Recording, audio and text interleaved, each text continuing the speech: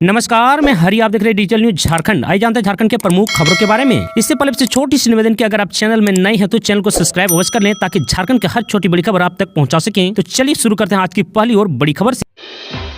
सत्ता संभालते ही हेमंत सरकार ने छात्रों के लिए कर दी बड़ी घोषणा। हर महीने दिए जाएंगे 4,000 रुपये।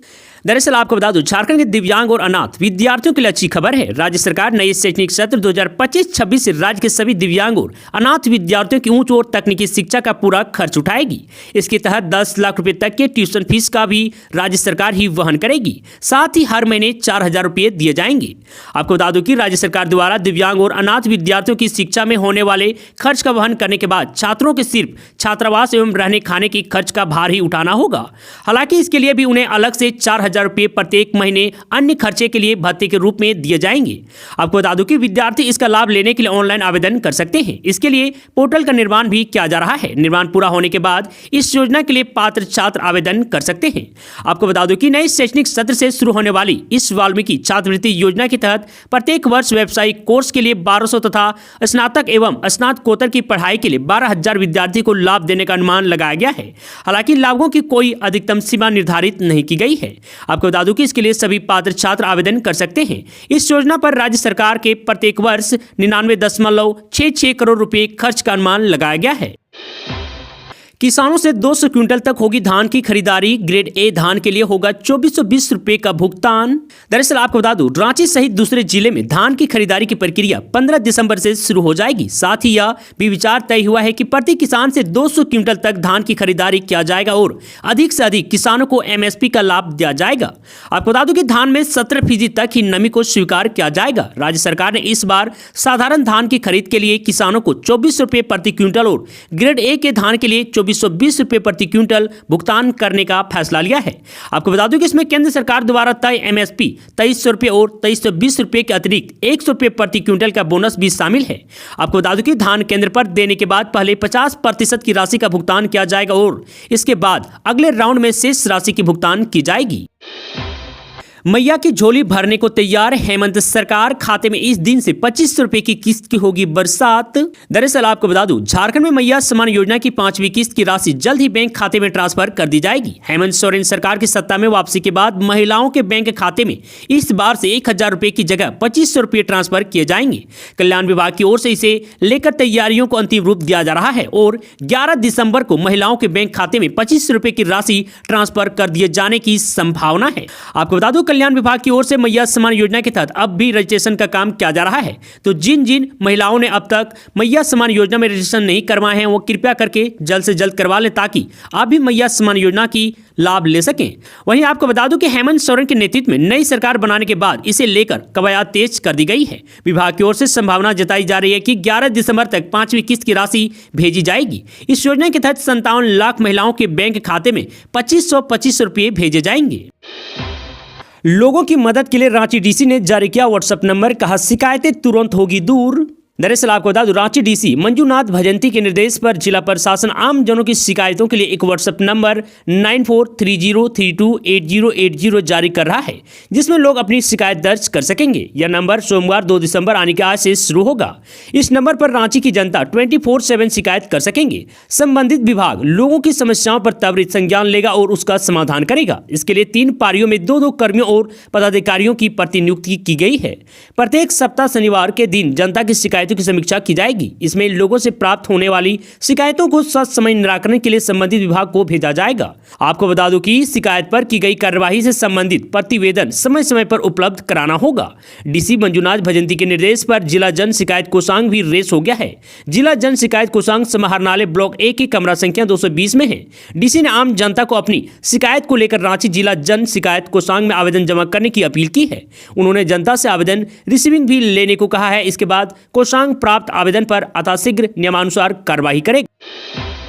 गुरुजी क्रेडिट कार्ड योजना में बहुत बड़े बदलाव। इन छात्रों को भी मिलेगा इसका फायदा। दरअसल आपको बता दूं, झारखंड के छात्रों के लिए अच्छी खबर है। अब यदि कोई अर्हता प्राप्त विद्यार्थी उच्च शिक्षा के क्रम में किसी बैंक से शिक्षा ऋण ले चुका है तो भी वह गुरुजी स्टूडेंट क्रेडिट कार्ड योजना का लाभ ले सकेगा। उसे सिर्फ पूर्व का लोन बंद कर संबंधित बैंकों से एनओसी प्राप्त करना होगा। इसके बाद उसे उस शिक्षा के लिए 15 लाख रुपए तक का ऋण मिल सकेगा। आपको बता दूं कि इससे पहले गुरुजी स्टूडेंट क्रेडिट कार्ड योजना में यह शर्त रखी गई थी कि यदि कोई विद्यार्थी पूर्व में किसी बैंक से शिक्षा ऋण ले चुका है तो उसे इस योजना का लाभ नहीं मिलेगा।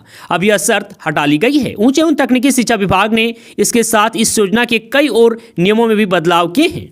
अब इस योजना में एक और बड़ा बदलाव यह भी किया गया है कि झारखंड के स्थानों में डिप्लोमा करने वाले विद्यार्थी भी इस योजना के लाभुक। पूर्व में झारखंड के स्थान से 10वीं और 12वीं उत्तीर्ण होना अनिवार्य किया गया था, लेकिन कई विद्यार्थी लेटरल एंट्री के तहत डिप्लोमा के बाद इंजीनियरिंग की पढ़ाई करते हैं, इसलिए इसमें डिप्लोमा भी जोड़ा गया है। अब इसमें यह भी प्रावधान किया गया है कि दूसरे राज्यों के स्थानों में 10वीं 12वीं एवं डिप्लोमा उत्तीर्ण विद्यार्थी भी इस योजना का लाभ ले सकते हैं, बस शर्तें वे झारखंड का स्थानीय निवासी हो और उसके पास मान्य स्थानीय प्रमाण पत्र हो।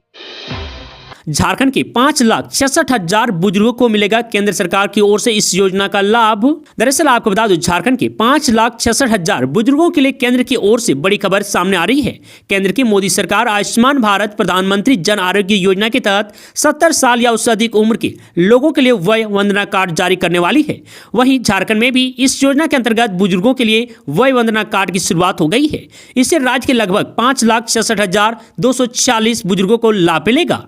वहीं आपको बता दें कि आयुष्मान भारत आरोग्य योजना के तहत 70 साल से अधिक उम्र के बुजुर्ग लोगों के लिए केंद्र सरकार ने वय वंदना कार्ड बनाने की घोषणा की थी।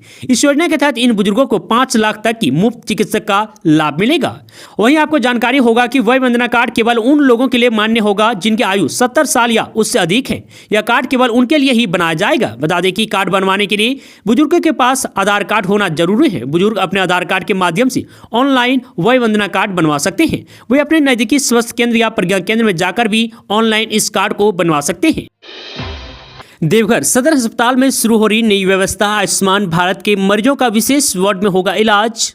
दरअसल आपको बता दूं, जिला की चिकित्सीय व्यवस्था को मजबूत करने के लिए स्वास्थ्य विभाग लगातार प्रयास कर रहा है। इसी कड़ी में देवघर सदर अस्पताल में एक बेहतर पहल की शुरुआत की गई है, जिसके तहत आयुष्मान भारत कार्ड से इलाज करवाने वाले मरीजों के लिए एक विशेष वार्ड बनवाया जा रहा है।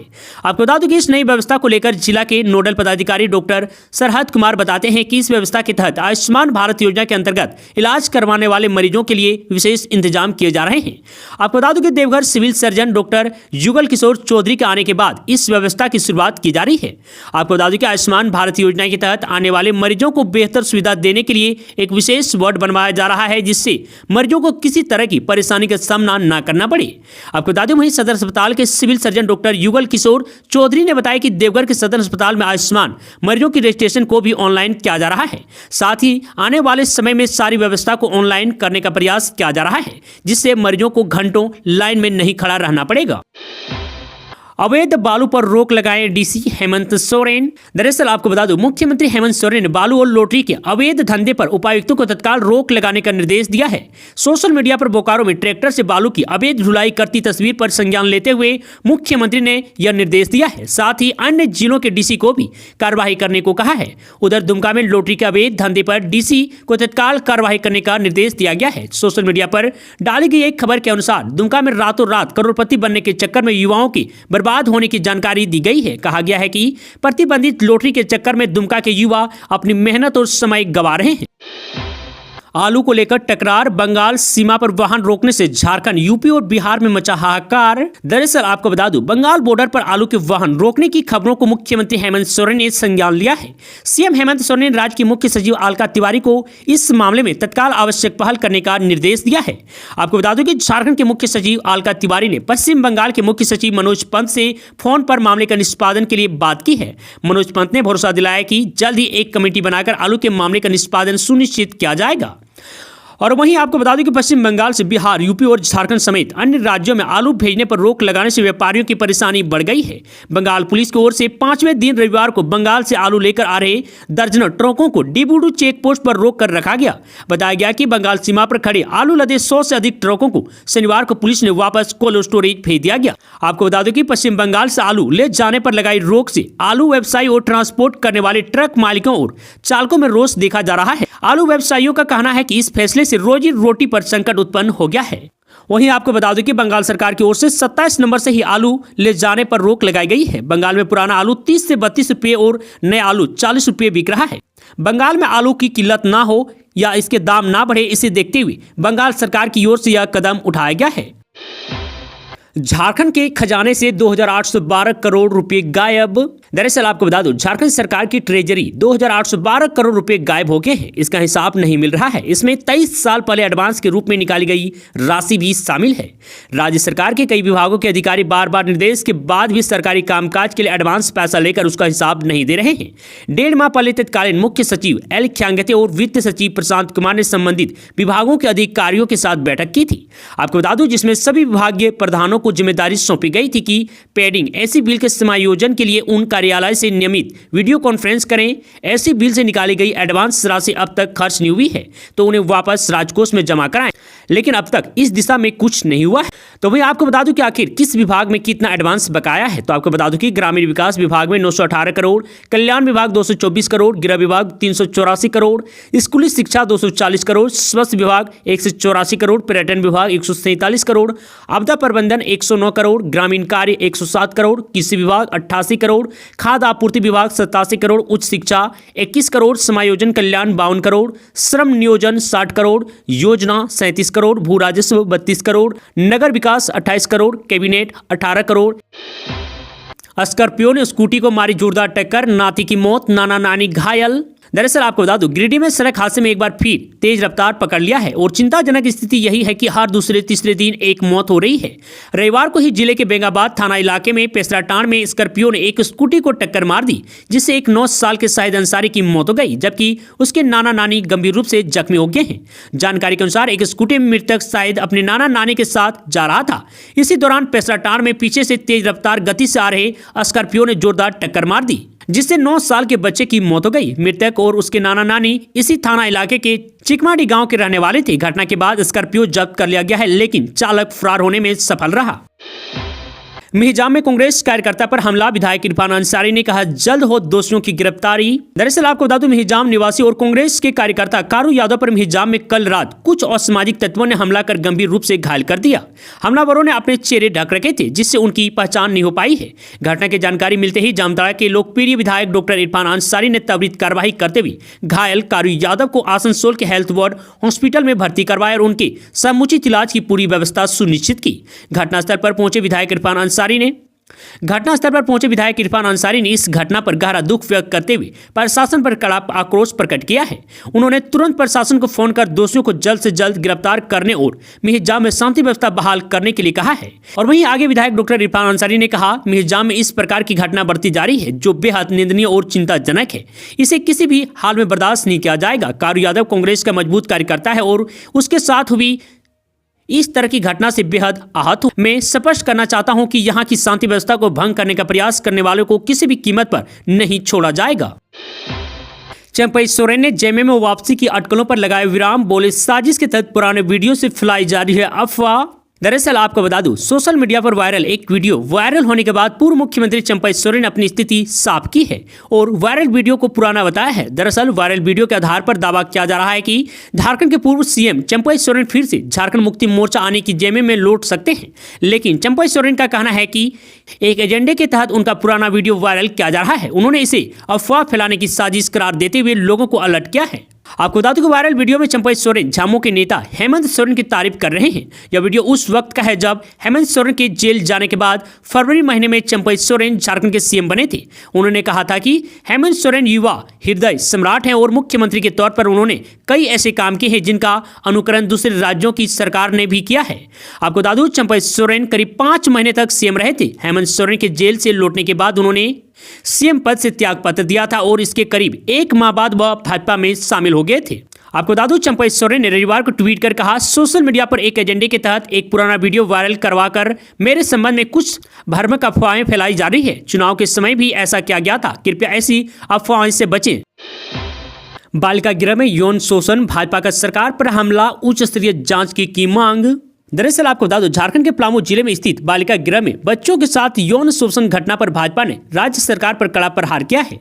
भाजपा के प्रदेश प्रवक्ता अजय शाह ने इस गंभीर घटना को राज्य के तंत्र और प्रशासन की विफलता करार देते हुए हेमंत सरकार पर कठोर आरोप लगाए हैं। शाह ने कहा, बालिका गृह में उन बच्चों को रखा जाता है जो पहले ही यौन अपराधों का शिकार हो चुकी होती है।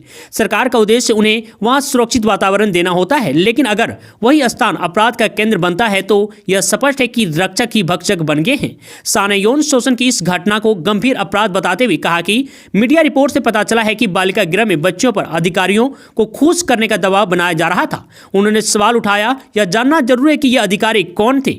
यह मामला एक उच्च स्तरीय जांच का विषय है और इसकी जांच उच्च न्यायालय के न्यायाधीश से कराई जानी चाहिए। हेमंत सोरेन के फैसले के बाद हेमंत शर्मा भी झारखंड भेजेंगे टीम, इन बातों की स्टडी करेगा निरीक्षण दल। दरअसल आपको बता दूं, असम के मुख्यमंत्री हेमंत शर्मा ने पलटवार करते हुए कहा कि वे झारखंड में कुछ चीजों का अध्ययन करने के लिए प्रतिनिधिमंडल भेजेंगे। इसे कुछ दिन पहले ही सीएम हेमंत सोरेन ने पूर्वोत्तर राज्य में चाय बागानों की दुर्दशा का अध्ययन करने के लिए एक सर्वदलीय टीम भेजने का कैबिनेट का फैसला लिया था। दरअसल आपको बता दूं, असम के मुख्यमंत्री हेमंत शर्मा ने पलटवार करते हुए कहा कि वे झारखंड में कुछ चीजों का अध्ययन करने के लिए प्रतिनिधिमंडल भेजेंगे। इसे कुछ दिन पहले ही सीएम हेमंत सोरेन ने पूर्वोत्तर राज्य में चाय बागानों की दुर्दशा का अध्ययन करने के लिए एक सर्वदलीय टीम भेजने का कैबिनेट में फैसला लिया था। हालांकि शर्मा ने झारखंड में निरीक्षण दल भेजने के असम सरकार के फैसले के बारे में कुछ नहीं बताया। गुवाहाटी में भाजपा की बैठक के बाद पत्रकारों से बातचीत में उन्होंने कहा, 5 दिसंबर को हमारी कैबिनेट में झारखंड के कुछ इलाकों का दौरा करने के बारे में कुछ निर्णय लिए जाएंगे। हम वहां जाकर 2-3 चीजें भी देखेंगे। आपको बता दें कि झारखंड मुक्ति मोर्चा आने की जेएमएम के नेता हेमंत सोरेन 28 नवंबर को झारखंड की चौदहवें मुख्यमंत्री के रूप में शपथ ली है। इसके कुछ घंटे बाद ही उनकी सरकार ने असम में हाशिए पर चाय जनजाति की दुर्दशा का अध्ययन करने के लिए एक सर्वदलीय पैनल के गठन को मंजूरी दे दी है। हाल ही में झारखंड में हुए विधानसभा चुनाव के लिए भाजपा के सब प्रभारी रहे हेमंत शर्मा ने कहा, अगर कोई हमारी देखभाल करता है तो हमें खुशी होगी, क्योंकि हमारे पास करने के लिए बहुत काम है। वे यहाँ एक टीम भेज रहे हैं, लेकिन हम 2 प्रतिनिधिमंडल झारखंड भेजेंगे जो 2 खास चीजें देखेंगे। हम अगले सप्ताह निर्णय लेंगे, वे हमसे मिलने आएंगे, हम भी उनसे मिलने जाएंगे।